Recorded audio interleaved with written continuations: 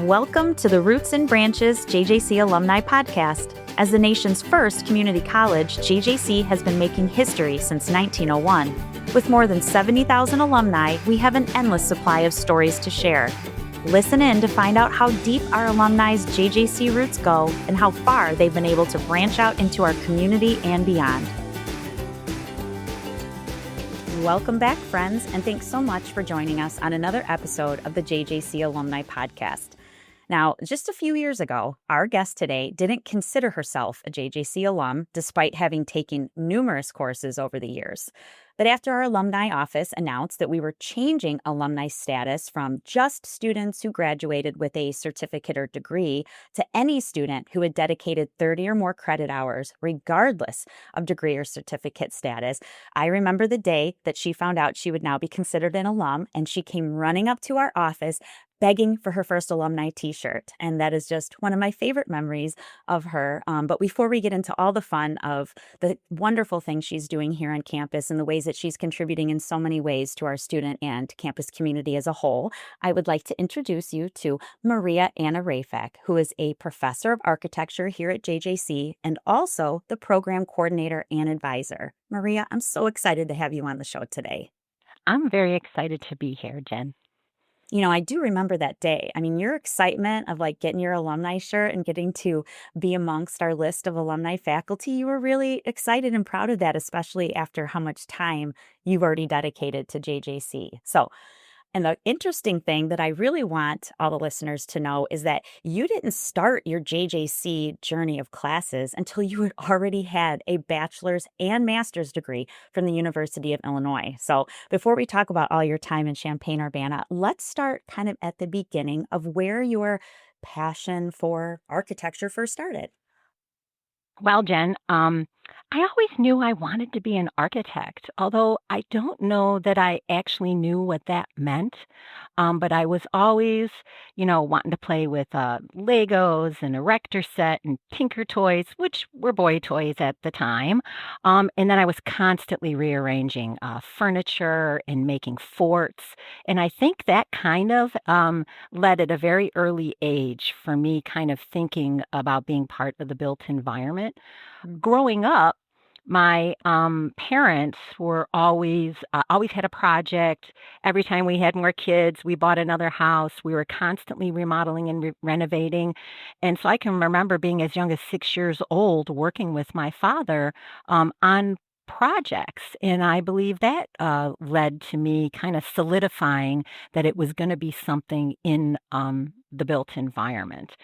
And when I got to high school, back in the day, boys took shop classes, girls took home ec and or, like secretarial classes. So to this day, I can't type, but boy, can I draft. So my mom insisted I sit in the drafting class while all the boys rotated through shop and welding and auto.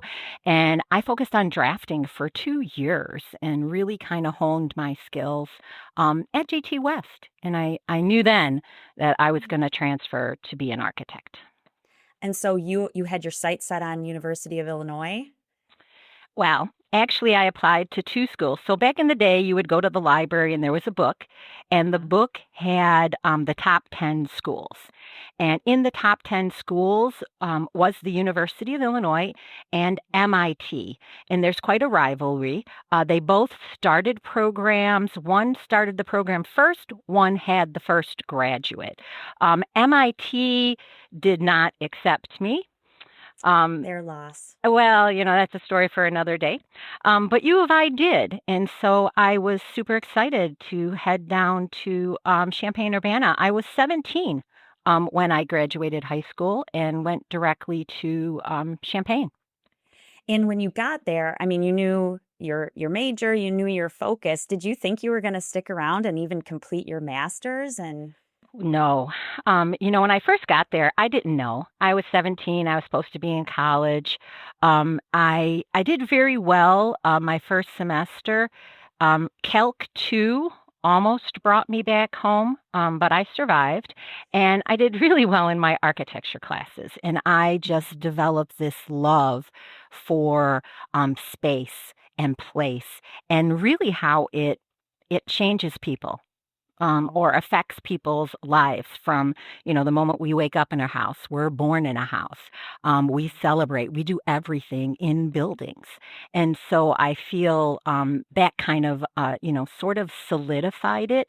I didn't intend on getting my master's, but to my surprise, University of Illinois offered me a full ride when I selected structures option. So a master's of architecture with a structural background, so steel, concrete, masonry, earth, all those things. And so I was super excited to stay on because I took out loans to go to school. Um, and it took me 12 years. Even back then, in the 80s, it took me about 12 years to pay them off. But I'd do it again. I know Yeah. people don't want debt, but there are a few things in life that are worth debt. Your education, your first motorcycle, and then a house. I think those are all right up on the list for things that you shouldn't be afraid to go into debt. Yeah. Well, I'll tell you, your experience, I know you said it was a rigorous program, that you had to work very, very hard to get there. And you also mentioned that you were one of very few women in your program there, correct? Correct. What unbeknownst to me, when I graduated with my master's in 1989, only like 12.8% of architects were women. I did not know that until I started here at JJC. And, unfortunately, today, I think we're at about 16 or 17% women who are licensed in the United States. And the moment you add a little bit of color to that, it drops down to single digits. So you're still So, really working yeah, to grow that. when I started working, I kind of realized it is the only woman in the office. That's when it became apparent, I guess. Yeah. So let's talk about you getting to JJC. I know you worked out once you graduated with your master's, you did work for some different firms Yeah, first, right? yes, yes, And I did. then you made your way to JJC. Exactly. So I actually started I came out in the recession of the 80s. There was Mm. not a lot of work. I had applied several places. And they just didn't seem like the right fit. And then a friend of our family's, Victor Corsetti, who is a part of the JJC history, he hired me, and I worked both as an architect and a doing structural detail for Corsetti McCluskey Russ in Joliet. So I was very thankful that he was willing to take me on when he did not need to. Yeah, I loved that story, Yeah, of you meeting him and how much he has supported you and how much he just continues to support JJC students with he's an incredible donor in our yeah. office. So we're very lucky to have him. So he gave you a start, he supported you, invested in you. And so then you come to JJC and walk me kind of through that. How did that all happen? Well, when I first got out of college, to be an architect, to be licensed in the state of Illinois, you're required to do 24 hours of continuing ed every 2 years. And so just learning new things. And I was always really excited. My husband is a JJC alum, and when I got out of college, I made my way to JJC. I started taking jewelry and metalsmithing. I took our pottery classes, and then moved to this new thing called computers.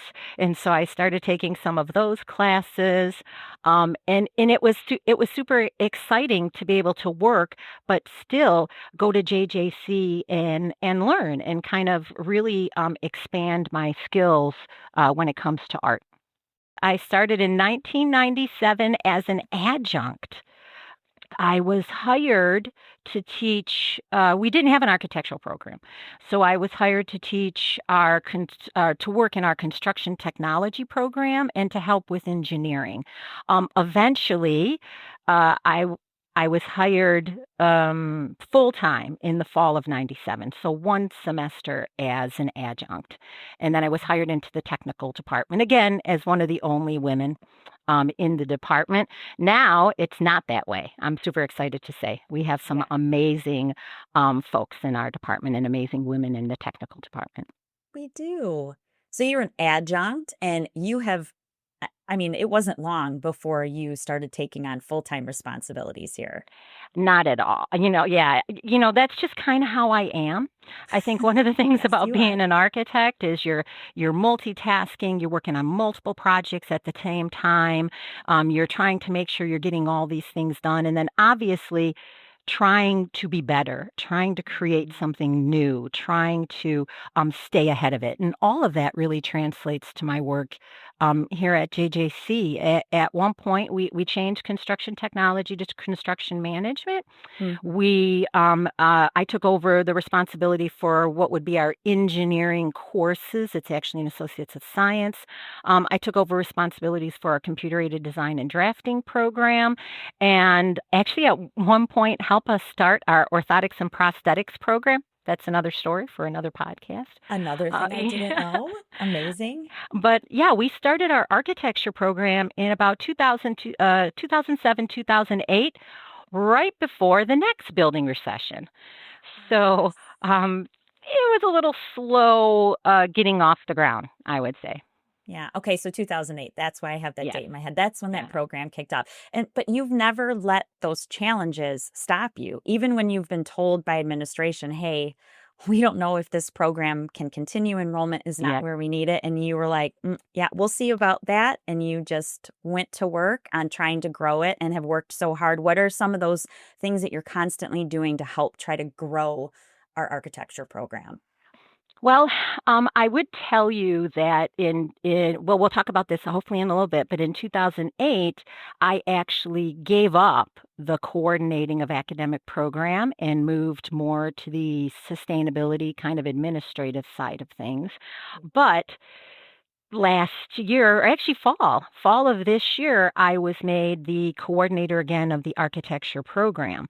But 2 years ago, like you said, I was approached by our administration and told that our program didn't have enough students. It costs a lot. We didn't have enough graduates. Is it something that's viable? Should we keep it? And that is when I went to work. That's laying down the gauntlet for me. Like, you know, someday I'm going to have to retire, but I'm not going to go out that way. And Yeah. so for the past 2 years, we have worked endlessly. We have brought back programs that were courses that were eliminated. We realigned our program and added a second level studio sequence so our students finally can transfer as juniors to four-year institutions. We do every Mhm. kind of marketing that we can, including last week we had JT West students in, 2 weeks ago, Hufford and Washington. So we're constantly trying to get students to just think about architecture and Mhm. be very hands-on. I am not a PowerPoint person. So if you come into one of my sessions, whether it's 10 minutes or 20 minutes, you're building something, we're looking at prints, we're looking at models, and you're seeing the work that um, the students are actually doing. But what I'm most proud of, and we participated in Future Wolves, but we do a kids, I shouldn't even say kids camp. We're calling it the JJC Summer Camp, and it is for junior high and high school students. We've been doing it pretty consecutive for the past couple of years, but many years ago, I had done these up until about 2017, until I was ill and I had to take a semester off here or a year off here at JJC. And when we didn't do them. And about 4 years ago, I think, Antonio shows up in my class and he says to me, "Well, do you remember me? I took your class 10 years ago when I was 8." Stop. I didn't know that about Antonio. And that was it. I said, okay, we got to start doing the camps. Last Mhm. year I did 28 days of camp. This year hopefully we have one of our adjuncts who's going to help with some of those, but Good. getting those kids, well, for twofold. One is obviously to get them excited about architecture. Maybe if they want to be an architect, they start now, they understand what they need to do, we get them all excited. However, the reverse is true. We're helping students decide that that's not what they want to do. And that's valuable to do at a young age, before you are in college. If you think that's what I want to do, that's what I want to do, and you take your first hands-on class and you're not excited about it. And so, yeah, I'm super proud of our camps. We had some amazing students, Jen, last year that Yes. you might know. Yes, So super excited. my daughter. Yeah, and I'm glad that you brought that up because I need you to know from her perspective of when you just, when you're working your summers away as a faculty member and you're like, why am I doing this again? Am I having all these kids in here? I need you to know that she came home every day. And obviously she was like you. So she's my builder. She likes to make things. She likes models. She likes all of it. Does she want to turn it into her career? You're about to find out.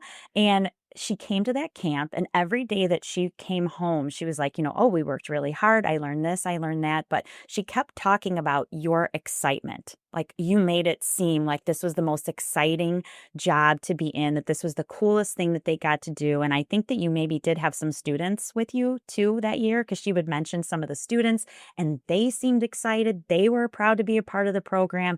And it really left an impression on her. And after she left, then she told friends, and I think you've had many of her friends in the camp like since then. It's just, there's no better time for them to start experiencing that. And then when you have an instructor like you and students who really believe in the program and are so excited to kind of show off what we can do here, I mean, there's no better marketing tool, right?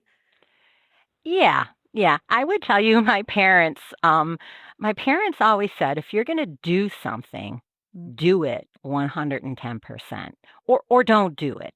And so I think that is always kind of carried with me is if I'm going to do it, I'm going to do it to the max. And I think the day that students see me not excited will probably be the time it will be time for me to leave.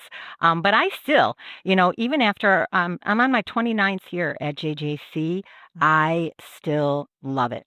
I still get excited when I walk into campus and the first day, I call it the honeymoon stage with Yeah. students, is I am so excited and I get to see their successes, but also work through their challenges. I Sure. am amazed at what our students have to deal with, with society and social media and the computer and all the different things, and how they still persevere um, despite all the challenges. And I feel honored to be able to be a part of their journey and to hopefully, create a whole bunch of architects. Well, and you have a fan club. I mean, Yeah. for sure. Your students leave here very excited to have known you, to have worked with you, and they come back to you. And in 2024, when you won our Susan H. Wood Hall of Fame Award, we were so excited to get that nomination for you. It came from, one of your students, and they were just determined. And then so many other people joined in, like, oh, yes, she is so deserving of this award. And it wasn't just your teaching. And this is where we need to transition about some of the other incredible work you do. Because when people see your name in an email these days, I mean, they know your impact on our architecture program and what you have done for our technical program in general. But when people see your name now, they know that you're about to celebrate Earth Day or you're about to share some other sort of sustainability initiative. And it's obvious that the other passion that you have and something that makes your face light up when you talk to all of us is sustainability. And I don't know that I for sure know the whole story of really just how you sort of sparked this movement on campus, but I would love to share like how our sustainability initiative here sort of began and what roles you've played in that. Okay. So it was about 2008-ish, and um I 2008, I think I was 3, almost 4 children in at that point, and um, I really started to change. I had always been kind of low consumption and, considerate of our environment, but I would never say I was into the sustainability movement. But I started working actually off campus in the community, doing work with Will County, with the Park District, with the library, and got involved in this group where we were hosting community events. Um, and JJC found out. We started doing, sustainability too, just for the record, for everyone listening, it's so much more than the environment. It's the environment.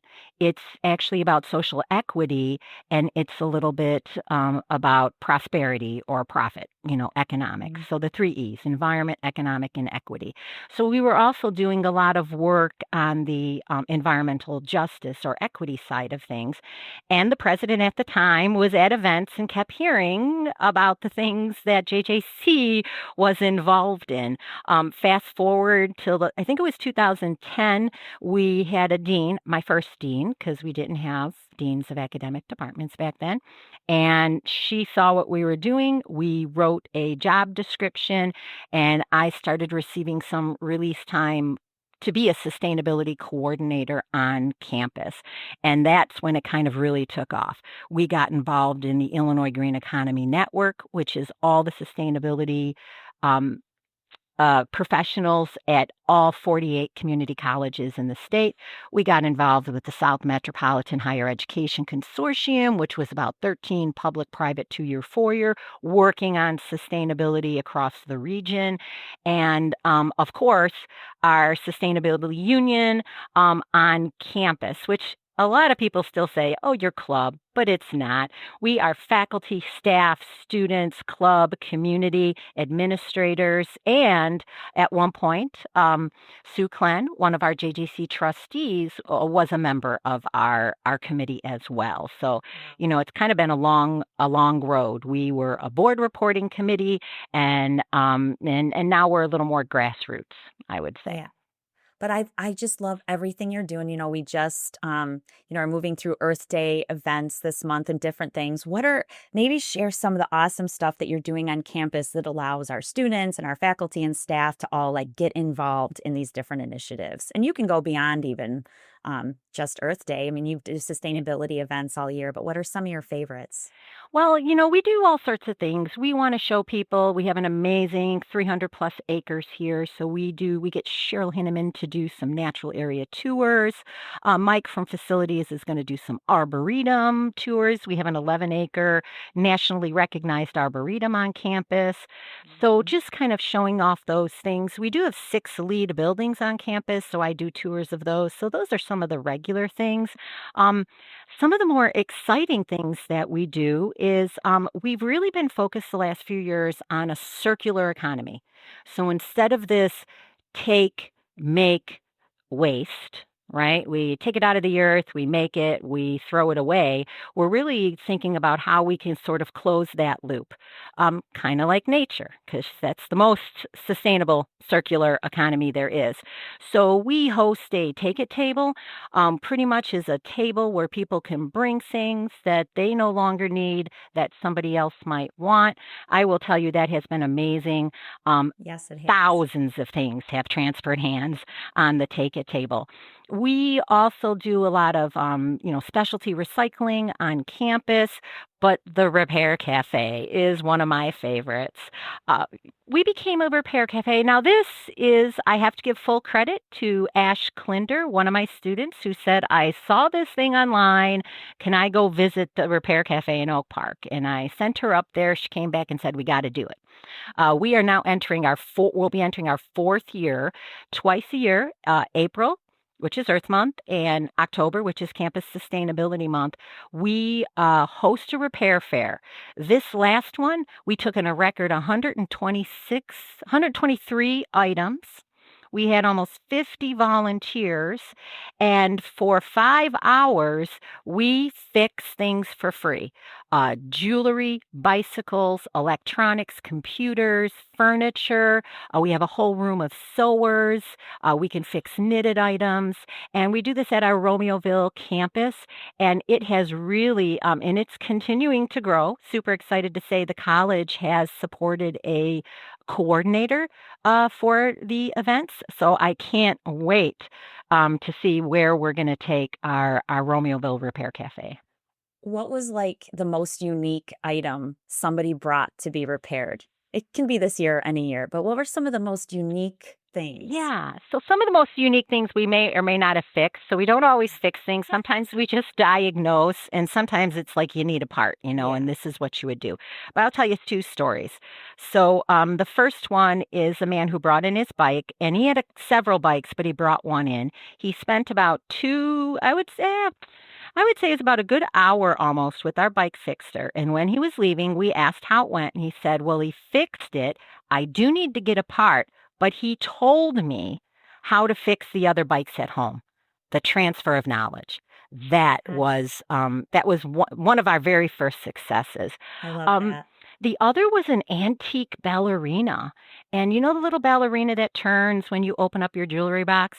Mm. Well, this young lady was about, I would say, about 12 inches tall. She was huge. Her leg went up, her arms went up. I mean, a really probably very expensive heirloom item. And our fixers worked and worked and worked and got it to work, got her arms to go up, got her to spin. Now, it wasn't a 100% success because there was a little plastic disc which helped her rotate that broke. Deb Dunn from our Maker Lab is one of our fixers, and she took the piece and looked at it and said, "If you come to the repair cafe, we will do our best to kind of fix the electronics, but if you come to the Maker Lab, we probably could reverse engineer the piece." Oh So my I don't gosh. know how You it know what? ended, but that, Deb's that amazing too. That's yeah, incredible. that's probably one of my favorite stories. Everyone who's volunteered their time to be a part of that event says they walk away just feeling so good about having been there Yeah. and the response that you're all getting now that it's got a couple years under its belt. And so for anyone listening who's local, the Repair Cafe, as Maria said, is happening in April and October every year. We'll make sure we link to it in our show notes, and we always try to promote it on social media. It's such a wonderful sustainability event. And if you want to be a fixer, they're always looking for volunteers to be a part of that. So Maria, it's so amazing everything that you've done in this sustainability initiative, and how you've sort of brought students into the mix and the way that they're contributing, and faculty and staff. It's just you're doing really amazing stuff. Yeah. I want to say that our next Repair Cafe is going to be October 17th, and our fixers range from 15 to 92. So anyone can be a fixer, or we have all sorts of other ways for you to volunteer. So, Maria, in addition to just all this amazing stuff that you're continually doing on campus, you have figured out another way that you want to give back to students, and it's in the form of a scholarship that I know means so, so much to you. And I want you to have this opportunity to kind of share where you're at in that process. Yeah.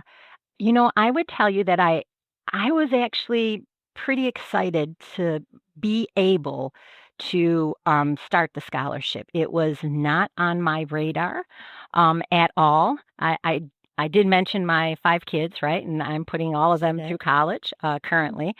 So it wasn't quite on my radar, but things happened in my life personally, both both tragic and maybe a blessing. And when I received that money, I knew it had to be for something that was bigger, bigger than me, bigger than another thing that I could buy.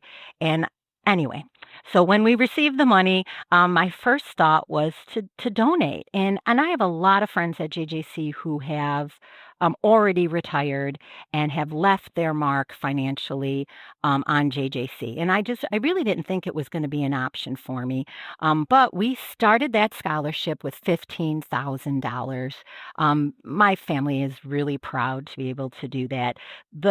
We are now in the process of trying to raise the additional 15,000 so we can get it endowed. And we've had a little success. The issue is I still want to give away the scholarship. So we raise a little money and then we give it away. But currently, over the last 2 years, we've given away between 100 and $1,000 to four different students. And what makes this scholarship unique is these are students in their last semester at JJC, students that we can give that little push. They already know they want to be architects.